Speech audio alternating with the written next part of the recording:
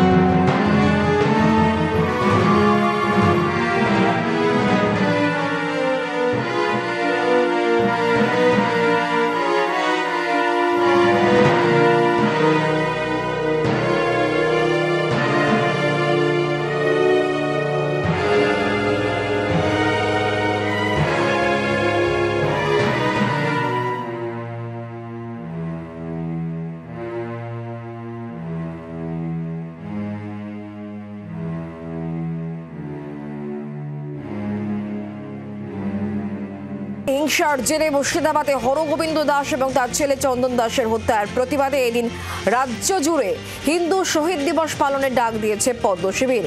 এদিন বিধানসভার বাইরে সেই বিক্ষোভেই যোগ দিতে দেখা গেল বিজেপি বিধায়কদের। বিধানসভার সামনেই মুর্শিদাবাদে মৃত বাবা ছেলের পোস্টার হাতে গর্জে উঠলেন বিধানসভার বিরোধী দলনেতা শুভেন্দু অধিকারী, দিলেন স্লোগানও। শিবপুর, রিসরা, ডালখোলা, মমিনপুর, ইকবালপুরে তৃণমূলের নেতারা জেলে গেছিল।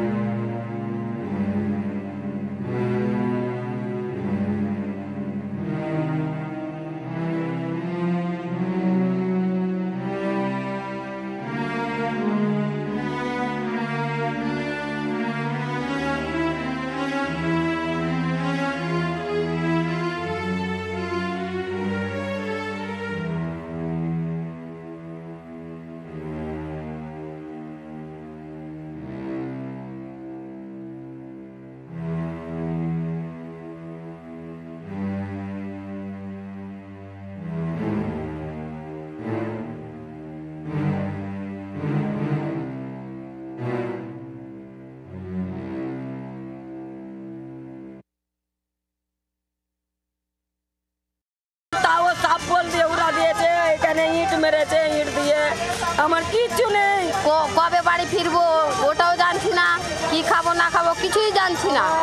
আগে লুটপাট করছে, তারপরে আগুন ধরে দিচ্ছে।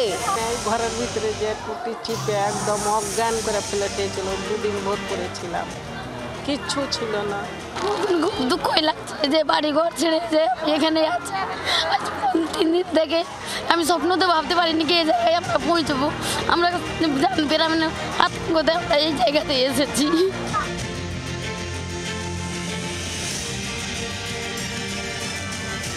অশান্ত মুর্শিদাবাদের বিভিন্ন এলাকায়, আর মুর্শিদাবাদের পরিস্থিতি খতিয়ে দেখতেই এবার প্রতিনিধি দল পাঠাচ্ছে জাতীয় মানবাধিকার কমিশন।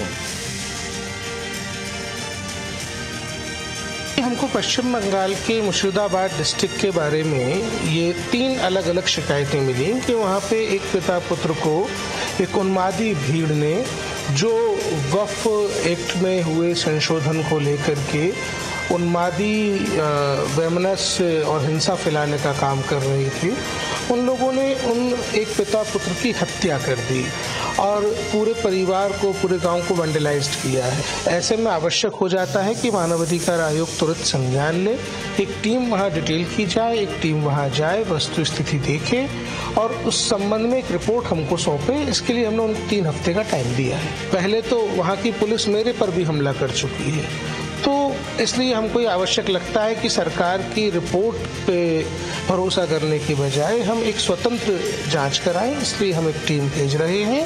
शिकायत ये कह रही है कि पुलिस की मौजूदगी में बर्बरतापूर्वक व्यवहार नागरिकों के साथ किया गया, इसलिए आयोग अपनी खुद की एक टीम वहाँ पे भेज रहा है। आवश्यकता लगी तो मैं भी वहाँ का विजिट करूँगा। একদিকে ওয়াকফ ইস্যুতে বৈঠক করেছেন মুখ্যমন্ত্রী মমতা বন্দ্যোপাধ্যায় নেতাজি ইন্ডোরে, আর অন্যদিকে একই দিনে অর্থাৎ আজই দীঘার জগন্নাথ মন্দিরের উদ্বোধনের প্রস্তুতি বৈঠক রয়েছে নবান্নে। একই দিনে এই দুই কর্মসূচি যথেষ্ট তাৎপর্যপূর্ণ বলেই মনে করছে রাজনৈতিক মহল। অক্ষয় তৃতীয়ার দিনে দীঘায় জগন্নাথ মন্দিরের উদ্বোধন পরেই তার দায়িত্ব তুলে দেওয়া হবে ইসকনের হাতে। কথা হচ্ছে মুখ্যমন্ত্রীর কাজ নয় যে কোনো মন্দির বানানো। অযোধ্যায় অত বড় রাম মন্দির তৈরি হয়েছে, সরকার বানায়নি, কিন্তু নরেন্দ্র মোদী বানায়নি। নরেন্দ্র মোদী উদ্বোধন করেছে, বানিয়েছে সাধারণ হিন্দু সমাজ। যে জগন্নাথ মন্দির যদি তৈরি করতে হয়, জগন্নাথের ভক্তরা তৈরি করবে, মমতা বন্দ্যোপাধ্যায় কেন তৈরি করতে যাবে? আর এইটা তৈরি করার মাধ্যমে হিন্দুদের বোকা বানানোর চেষ্টা হচ্ছে। একদিকে হিন্দুদের তুমি জীবন নিচ্ছ মালদাতে, মুর্শিদাবাদে, আর উল্টো দিকে তোমরা হিন্দুকে জগন্নাথ মন্দির দেখাচ্ছ।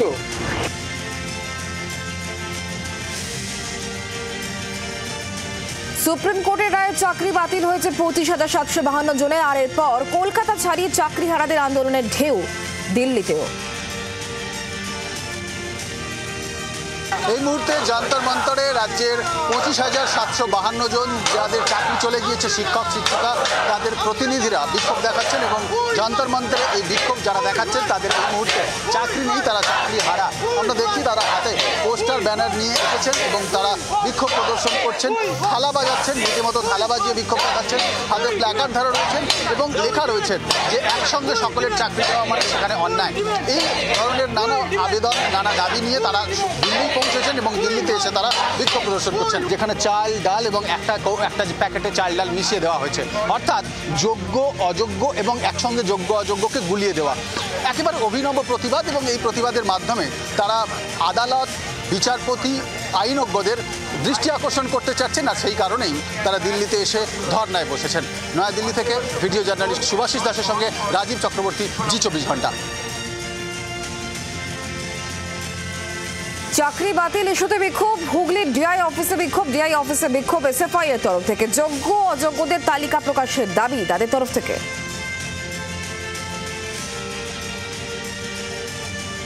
সুপ্রিম কোর্টের রায়ে প্রায় 26,000 শিক্ষকের চাকরি বাতিল হয়েছিল এবং তারপর দেখা গেছে যে শিক্ষকরাই নিজেদের চাকরি বাঁচাতে বা নিজেদের তাগিদে তারা আন্দোলনে নেমেছিলেন।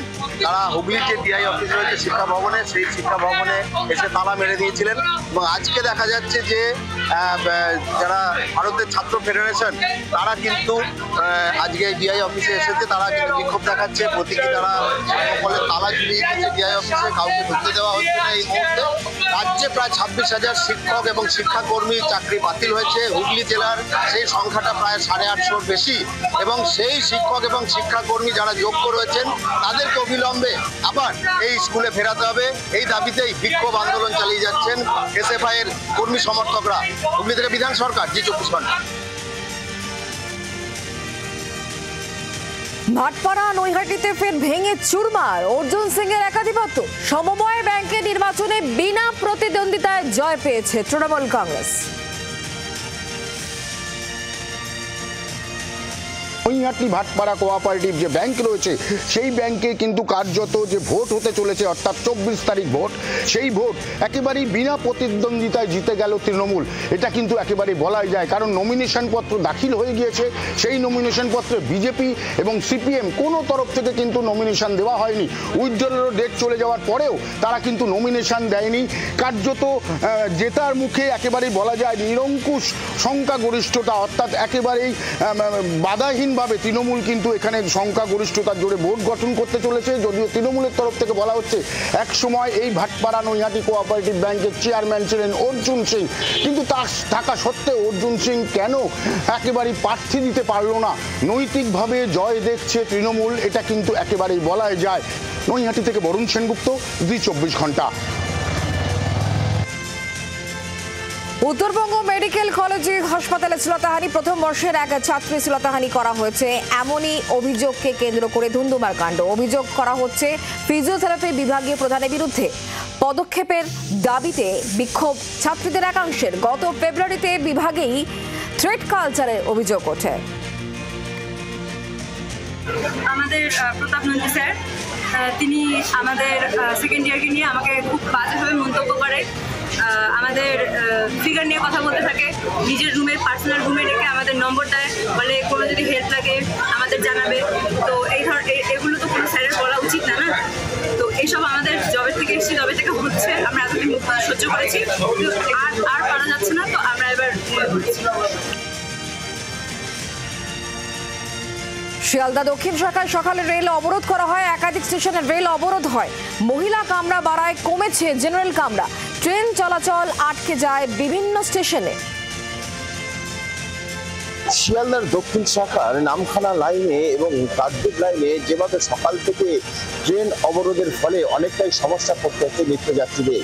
মূলত প্রথমে দক্ষিণ বারাসাত, তারপরেই কিন্তু মথুরাপুর, দফায় দফায় এভাবে ট্রেন অবরোধ হওয়ার ফলে কিন্তু যে সমস্যা করতে হচ্ছে নিত্যযাত্রীদের। এবং মূলত এই যে অবরোধকারীদের তাদের দাবি যে রেলের যে ট্রেনের মধ্যে যে 12টি বগি আছে তাদের মধ্যে এমনিতেই যে 2টি মহিলা কম্পার্টমেন্ট আছে, তার সঙ্গে আরেকটি মহিলা কম্পার্টমেন্ট জড়ার ফলে কিন্তু সেই মহিলা কম্পার্টমেন্টে যারা সাধারণ মানুষ উঠছে বা জেনারেল যারা উঠছে তাদের অনেকটাই সময় তাদেরকে ফাইন দিতে হচ্ছে। তাদের দাবি ট্রেন বাড়ানো হোক, না হলে যেভাবে ছিল আগের মতো সেইভাবে থাক।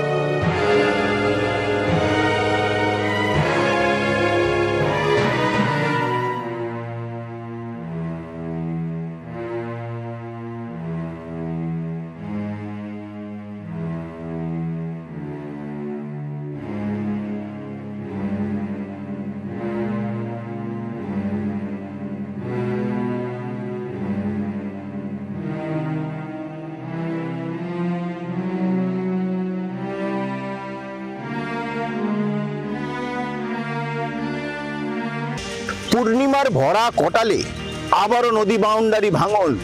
দক্ষিণ 24 পরগনা গঙ্গাসাগরের কস্তলা গ্রামে সেই নদী বাউন্ডারি প্রায় 50 মিটার ভেঙে জল ঢুকতে শুরু করেছে গ্রামে। মূলত এই পূর্ণিমার ভরা কটাল এলেই যে সাধারণ মানুষ, এই গঙ্গাসাগর বাসিন্দারা, তাদের বুক কাঁপে। এই নোনা জল যদি গ্রামের মধ্যে ঢুকে পড়ে তাহলে চাষের জমি যেমন ক্ষতি হবে ঘরবাড়ি। তাদের পাকাপোক্ত বাঁধ চাই, এমনটাই দাবি। প্রশাসনের পক্ষ থেকে নজরদারি রাখা হয়েছে এবং যাতে যুদ্ধকালীন তৎপরতার সঙ্গে কাজ করা যায় সে ব্যাপারে কিন্তু উদ্যোগ নিয়েছে প্রশাসন। জি 24 ঘন্টা, নকিবউদ্দিন গাজী, গঙ্গাসাগর। বাংলার আওয়াজ, বাঙালির আবেগ, জি 24 ঘন্টা।